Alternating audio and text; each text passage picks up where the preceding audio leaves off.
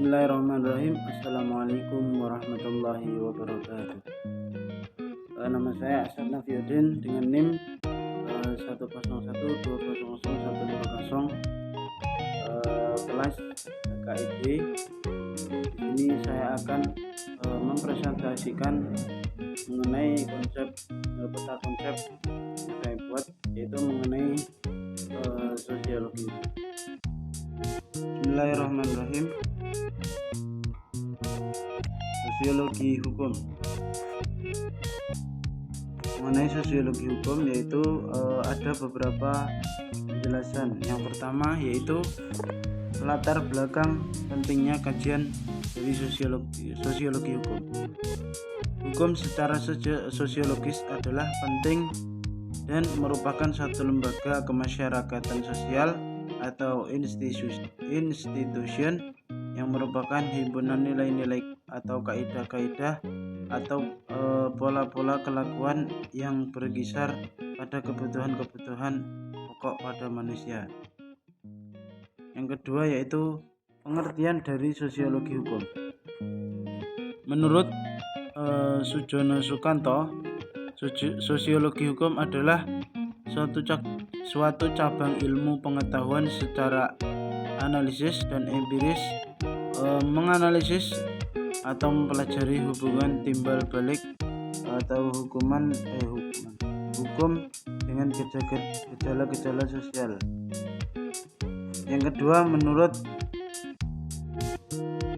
Satpo Raharjo, yaitu sosiologi hukum adalah pengetahuan hukum terhadap perilaku masyarakat dalam konteks sosial. Yang ketiga menurut R.O.J.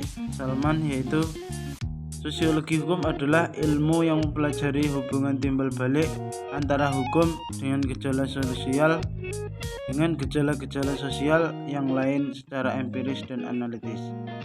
Yang keempat yaitu menurut H.L. Ahart, yaitu beliau mengungkapkan tidak definisi dari sosiologi, tetapi aspek sosiologi, mengungkapkan bahwa suatu konsep tentang hukum mengandung unsur-unsur kekuatan atau kekuasaan yang berpusat pada kewajiban tertentu di dalam gejala hukum yang terdampak dalam kehidupan masyarakat. Yang ketiga yaitu kegunaan sosiologi hukum. Yang pertama yaitu memberikan pemahaman hukum dalam konteks sosial.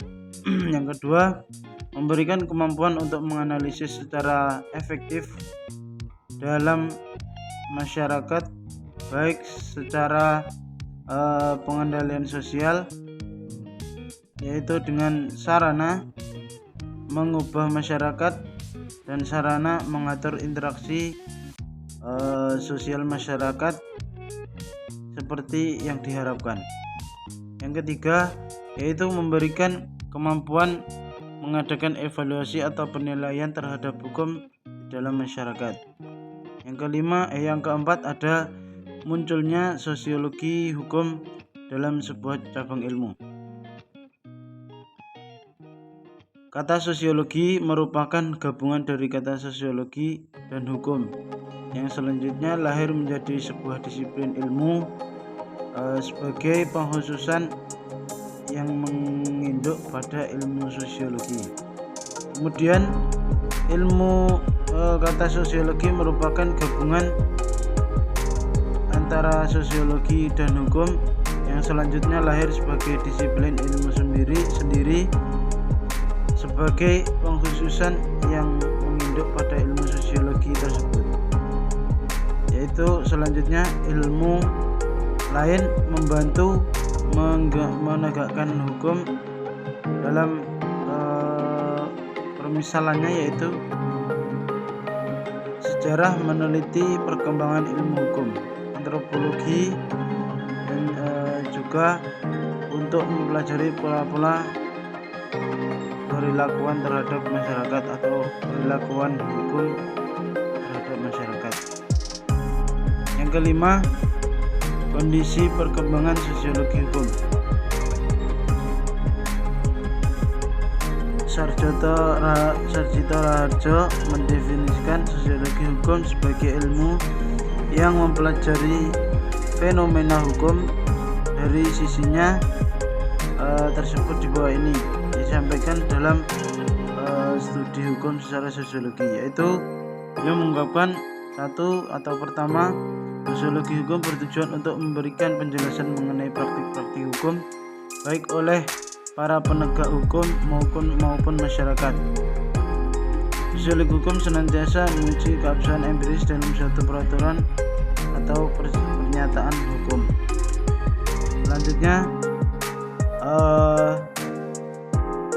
sosiologi mempengaruhi sosiolog untuk memberikan sumbangan pengertiannya, yaitu pertama Emil Durkheim, yang kedua Max Weber.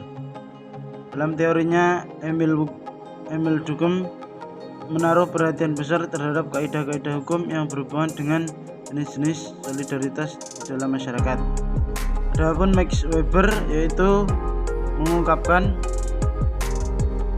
hukum di berbagai negara dan agama dengan tujuan mengungkapkan tahap-tahap rasional peradaban barat serta faktor-faktor yang memengaruhi agama, ekonomi, politik, praktik hukum, dan ahli hukum. Selanjutnya yaitu pengaruh filsafat hukum dalam ilmu terhadap sosiologi hukum. Hal tersebut dituangkan dalam beberapa madhab, yaitu madhab versalisme, dan yang kedua madhab kebudayaan, yang ketiga aliran kulturalisme. Yang keenam yaitu kondisi perkembangan sosiologi hukum. Yang pertama, dalam kondisi umum, yaitu sosiologi hukum berkembang sebagai ilmu yang otonomis karena kekhawatiran pada masing-masing pihak dari tentangan prinsip-prinsip keilmuan antara ilmu hukum dan ilmu sosiolog. Yang kedua, kondisi perkembangan sosiologi di Indonesia. Sosiologi dan secara umum berkembang setelah abad ke-20. Sebelum Indonesia merdeka telah diberikan mata kuliah sosiologi pada sekolah tinggi hukum di Batavia sebagai pelengkap ilmu hukum. Setelah kemerdekaan, sosiologi mulai tumbuh di beberapa perguruan. Mungkin cukup itu dari saya. Apabila ada kurang dan lebihnya mohon maaf. Billahi taufik wal hidayah wa ridha wal inayah. Wassalamualaikum warahmatullahi wabarakatuh.